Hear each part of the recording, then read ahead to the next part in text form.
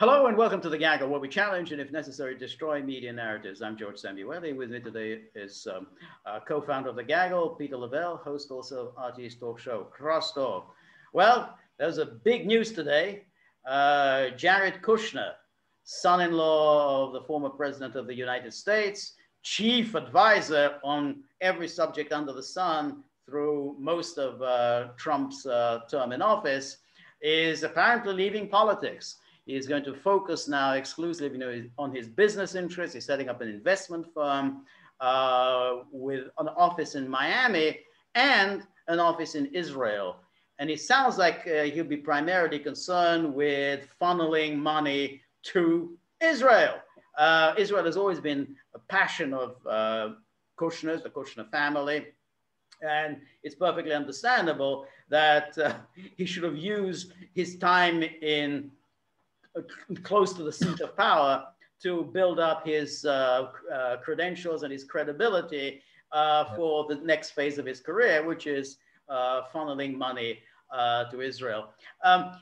It's very interesting what's going to happen because many people are always very unhappy about Kushner's influence on Trump. I mean, the nepotism part was always obnoxious, but his extreme Zionism obviously had an influence on Trump. And then generally on all the issues that we've always thought of as being Trumpian issues, no one had ever thought that Jared ever cared about any of that. I mean, I think Jared, so it's a good thing, I think, from Trump's point of view that he's gone, because if he goes, then Ivanka goes. So I think that's a promising development for Team Trump. What was your take, Peter?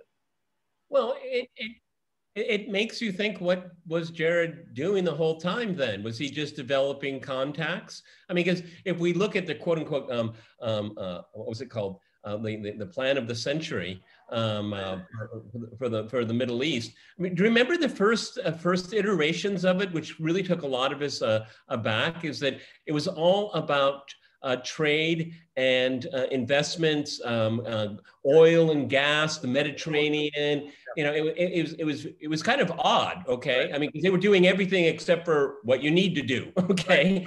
And the Abraham Accords, if you really look at them, there's a media spin about bringing peace to the Middle East, but when you look at the countries involved, they did not have an antagonistic relationship with Israel. Unofficially, they had a very close relationship. Officially, there was another story. So they just decided to, move the curtain and show what's really going on. I mean, you and I have never been very impressed with the Abraham Accords at all. Right. But now it seems like that was the real mission, was for him to develop his business. Exactly. That's very interesting, because you always got a sense that with people like Kushner, they think, well, let's get away from all these issues that we've had to deal with the two states and, a homeland for, a homeless people and so on. The vexing issues of the Middle East. Let's talk about business. Let's talk about making money. Let's talk about economic development. And if we can talk about that, then we can forget all these important issues. But of course, that's not going to work. And ultimately, it is about nations. It is about states. It is about what's going to belong to whom. And you're not going to be able to get out of it by changing the subject and talking about making money. But as you say now, a hotel. Exactly. But now, as you say, you wonder, well, is that what he was always about? Is just feathering his nest, getting ready for the big payday after he left office. Certainly looking like it. But as I say, but it, away from the seat of power, America benefits. But let's be fair. That's what everybody does. And Jared Kushner is maybe doing it better than others, but everyone feathers their nest. They're always ready for the next jump. And it used to be, when George and I were coming up, when you attained a very high position, you kind of faded away, but you didn't make it your payday. Okay. No. I mean, what is it?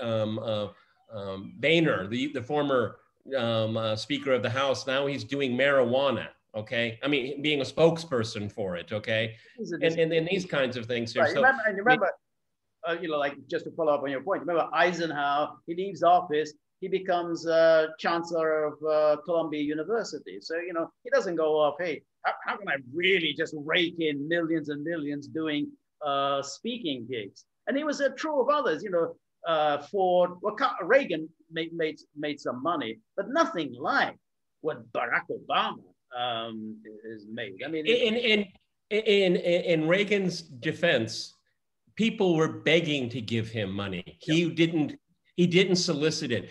When the day he left the White House with Nancy, he was given a key to a very beautiful home in California. It was given to him. He didn't. I don't remember him on the lecture circuit ever. No. He faded away, except for when Ollie North was running for senator in Virginia. When Ollie was using Reagan's name left and right, he came on and said, "Stop using my name." Remember? He was pissed.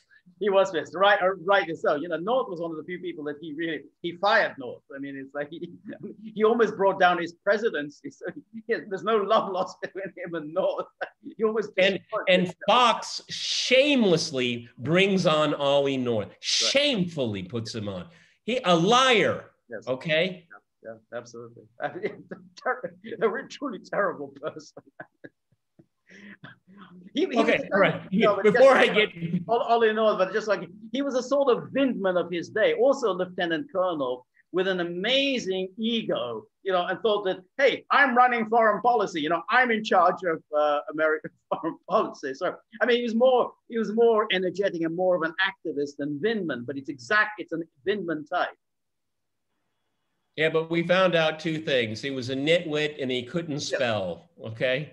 Because when all of his documents were subpoenaed, is this in English? Couldn't spell. Okay. Those are our lieutenant colonels. Okay, lieutenant colonels. All right, everybody. We're on local, so please go to thegaggle.locals.com. George and I are doing a Zoom chats with gagglers. A lot of fun. The Gaggle store is up. We've already had our first Q&A. George, with great haste, do another one next week. Yep. George just started live streaming. It was a bit short. I think it was more of a dry run. We got it all figured out right now. George is doing one tomorrow. I will follow suit next week. Exactly. And tips. We live on tips. You know, we're like bartenders and waiters and waitresses. You know, we live off tips. And chihuahuas. Yeah, chihuahuas. So you know we're always, you know, trying to, you know, doing our best to get, get as big a tip as possible. But yeah, seriously, any help you can offer would be most appreciated. So look at Buddy. You know, he badly needs his tips. And remember, if you like the Gaggle, please like, share, and subscribe. See you soon. Bye.